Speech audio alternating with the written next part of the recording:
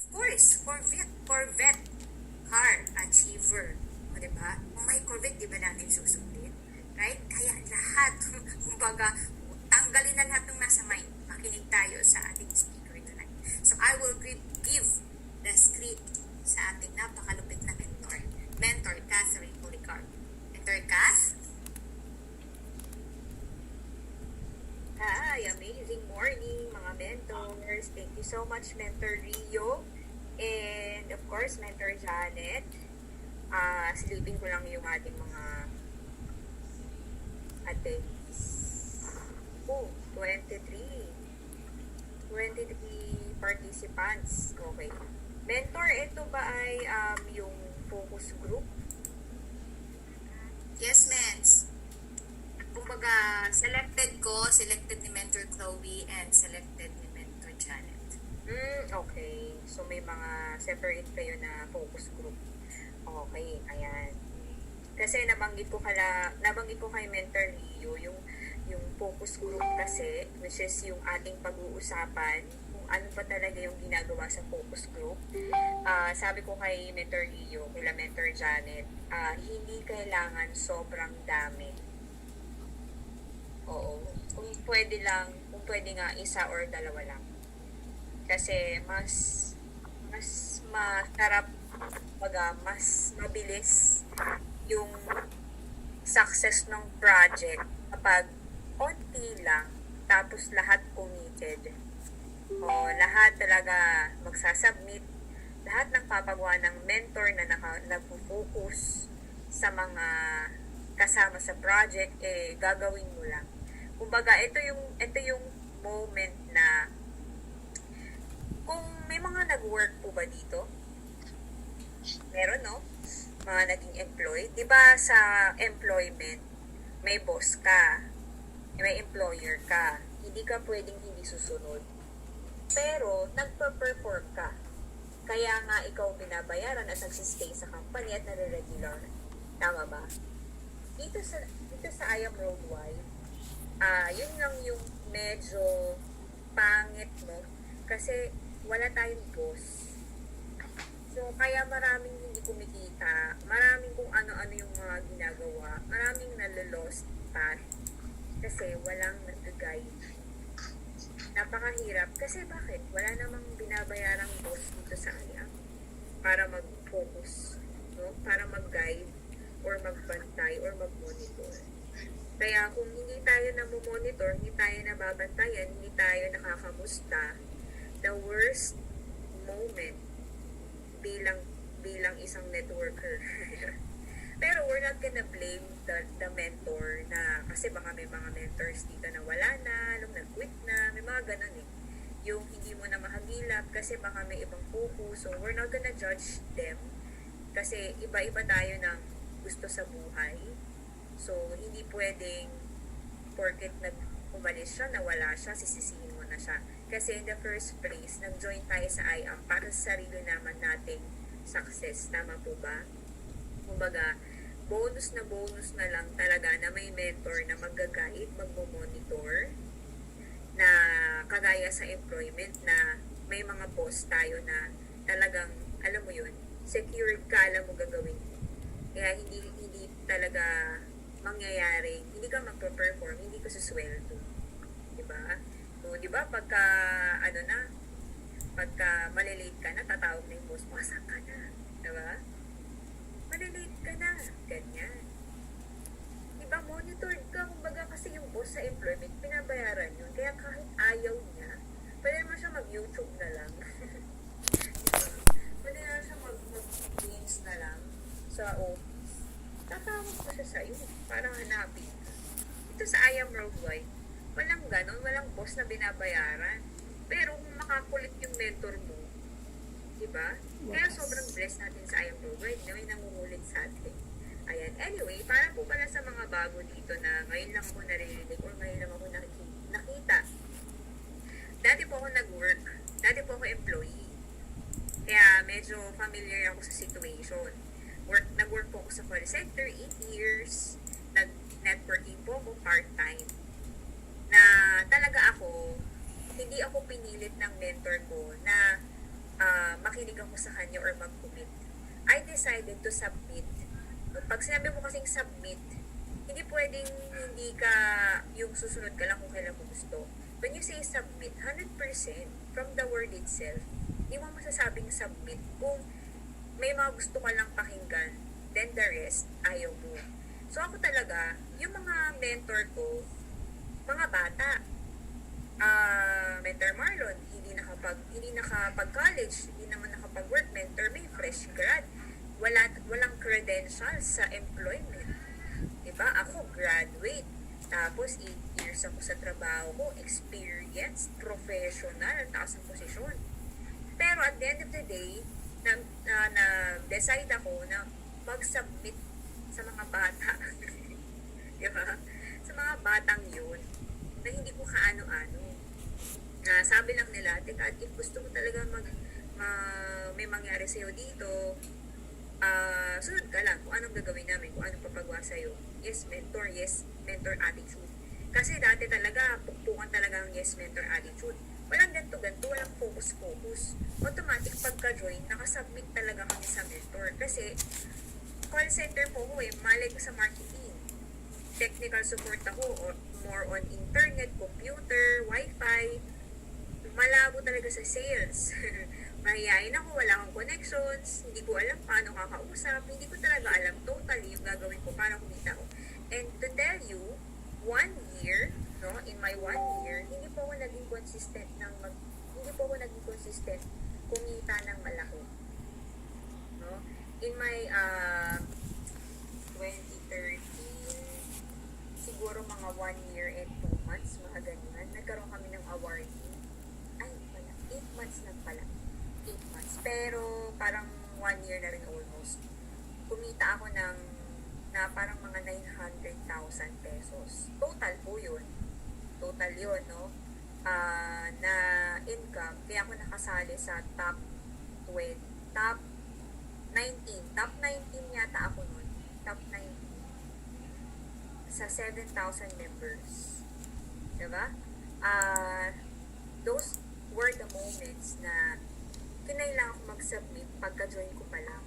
But the problem, the challenge that I had was because part-time po ko, 8 months ako nag-part-time. Meaning, hati, yung oras ko hati. I'm working 9 hours to 10 to 12 hours. Security guard. Dahil ko pa security guard. O kasi doon ako natutulog eh. O pag may mga backlog, hindi pwedeng hindi mo matapos eh. Ano ka naman, call center, so medyo free yung schedule mo, medyo maluwag, no? Tapos yung boss mo, magkikita na lang kayo pagka payday na, kasi kakamustahin ka.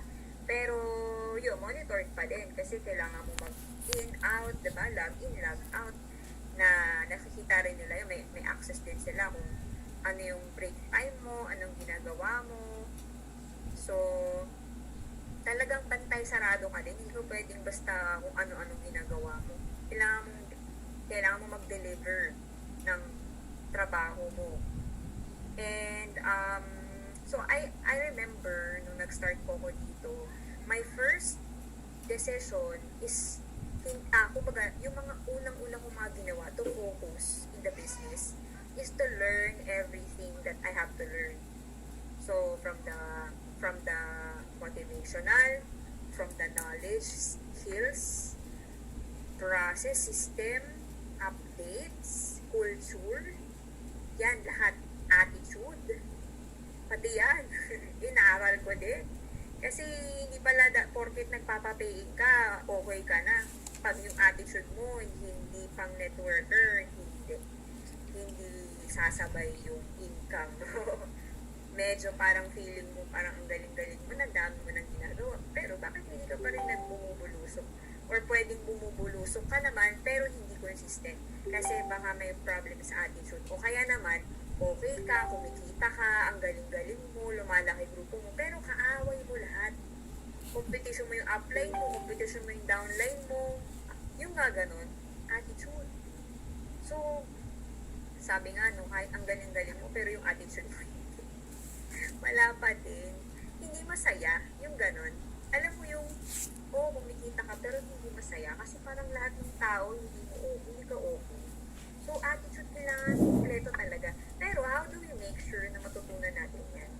Kasi ako, ang problem sa akin, steady ako eh. I want to be alone. Hindi ako talaga nakikisalamuha, hindi ako nakikijoin. Kung tingin ko may inita ako dyan, may benefit ako dyan, join ako, tatry ko. Pero sa totoo lang, hindi talaga ako nakikisama sa mga pagka gusto nilang mag-meeting, mentoring, mga ganyan, no? Kasi in person, mamamasahe. Akala nyo, mabait akong downline. Eh, mabait naman ako kasi okay ako sa attitude. No? I respect everyone. Kumbaga, submit naman ako kung kailangan may gawin, may training. Pero, in terms of personality, hindi talaga ako okay. Kasi hindi nga ako ma-connect sa tao. Ano pa ba? Basta marami din ako mga lapses when I started. Pero, I decided to learn paano ko siya ma-improve. I know my weakness, but I don't know my strength. Paano mo malalaman yung strength mo or ma-discover yung strength mo is, kailangan mo talaga sumama sa mga taong tama yung attitude, tama yung activities, dadaling ka talaga sa okay. Feeling mo siguro pwede, no? Ma-feel mo na parang pressure, parang ano ba yung nabanggit ko din kay mentor me, yung nasasakal, yan, na ano ko din yan, na comment ko din yan. Yes, but gano'n, no? Parang sakal ka dito, parang lahat ng schedule mo kailangan, bantay sarado, may mga ganun kasi kami, kailangan talaga, hinahanap ka campaign, ganyan. So, parang sabi ko, parang feeling ko nasasakal ako. Pero, hindi naman ako nag-complain. Nung tinanong ko lang na ganito ba talaga? Kasi, nung nagkaroon na ako ng mga downline, ganun din yung mga comments. So, sabi ko, kailangan ko ma-overcome to para yung mga downlines ko, hindi nila ma-feel. In the first place, hindi talaga tamang i-feel. Kasi nga, sa lahat naman, even sa professional, even sa employment, ganun talaga, may pressure at may monitoring at masasakal talaga yung mga tao. Even in sales, people relationship business tayo. Paano natin ma-handle yung mga tao if hindi natin alam paano mag-submit? So, paano ba sila mapapasubmit? Kailangan kasi tayo mismo mag-submit. Doon mo marirealize kung paano sila magsasubmit. Oo. Normally, influence talaga. Kaya totoo yung sinasabi nila, VP. Medyo, kung tutuusin, medyo blurred sa atin yung monkey see, monkey do. Kasi pag sinabing monkey see, monkey do, unggoy, di man tayo unggoy. Diba parang hindi mo rin siya masyadong naiintindihan. Pero ang totoo niyan, influence kasi yun. In short, kung anong ginagawa natin, kahit hindi pa nakikita yan ng downline, na natatanim natin sa universe. So, nag-bounce back sa baba.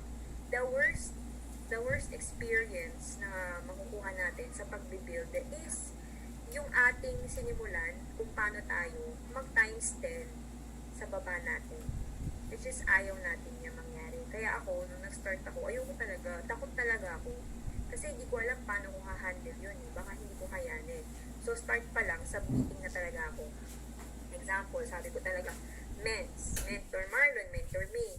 Ano ba yung mga ginawa nyo nung nag-start kayo? Paano kayo nagkaka-advise? Alam nyo, hindi kami masyado nagpo-focus pa masyado sa mga keeping, sa mga advanced. Ang focus ko lang talaga nun, inviting. Kasi, my problem is, my challenge is, wala talaga akong prospects. Yung nag-IBP, nagtutok, table talk, available yung mentor, wala akong madalang invite. So, doon ako nag-focus. Sabi ko, paano ba kayo nakahanap ng mga prospects? Alam nyo ang kanilang strategy? Flyering and wall posting. Sa EDSA, sa PUP. Talagang mamusakal. Sabi ko, oh my gosh, parang ang arte, no? Kasi call center, ganyan. Kumbaga, malayo na sa ano ko yun eh.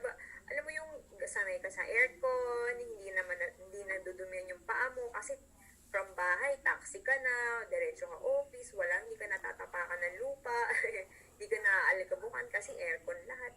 Tapos, alam mo yun, mangingiting ka sa arawan, magpapartos yung paa mo, masisira yung mga tsinelas mo na tigpa 500 pesos na ang mahal-mahal na nun. Para sa akin, mahal na yun eh.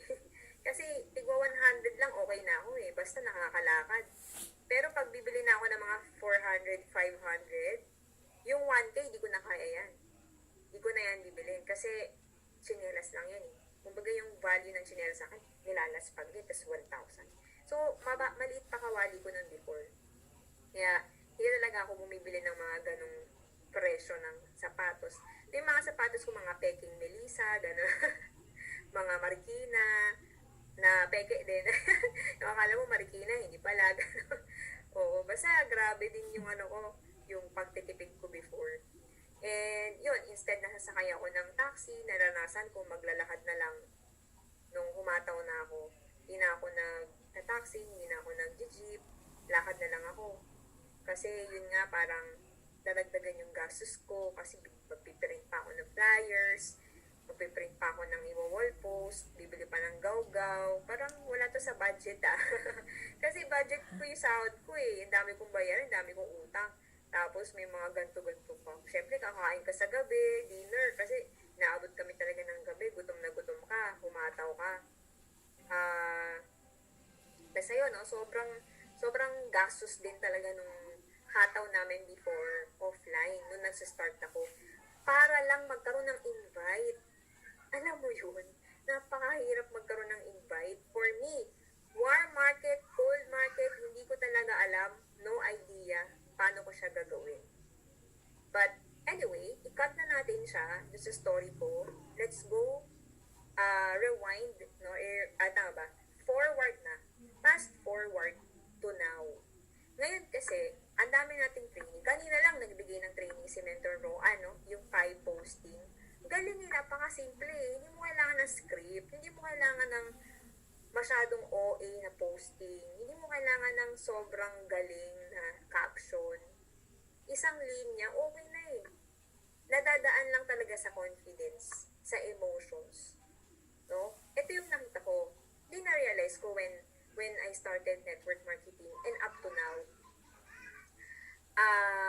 Bakit same post tayo, no? Bakit same post naman tayo, pero sa kanila may pay-in sila? Bakit same script naman tayo, pero may pay-in sila, tayo wala? Diba? Nabanggit ko rin ito kay Mentor Janet eh. Diba? Minsan nga, mas maganda pa yung script mo, dinagdagan mo pa, in-English mo pa. Pero bakit sa kanila may pay-in, sa atin wala? Ito yung na-realize ko. The emotions. Sa sales, di ba? Transfer of emotions. Napakahirap niyan sa chat. Kaya nga dati offline talaga ako. Like, gagawin ko, invite ko siya sa internet, through internet, pero itutok ko siya in person. Kasi mas sanay ako nang natatransfer ko yung emotions in person. Kasama yung facial expression, yung mga hawak-hawak sa balikat, ganyan. Nabubudol, gano'n. Ngayon kasi chat, di ba? Video.